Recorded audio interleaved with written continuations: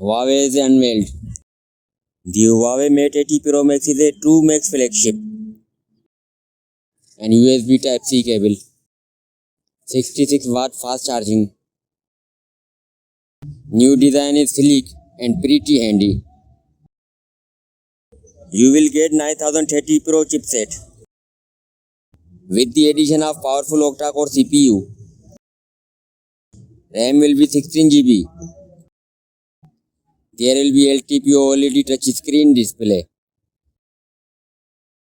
with massive 6.9 inch screen size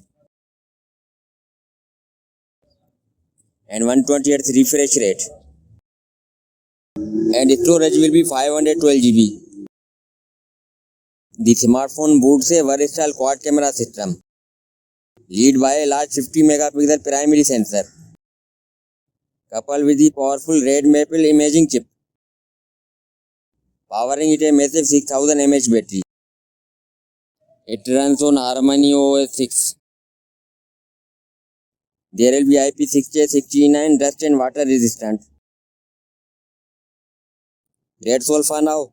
Guys, subscribe my channel for more latest videos. Thanks.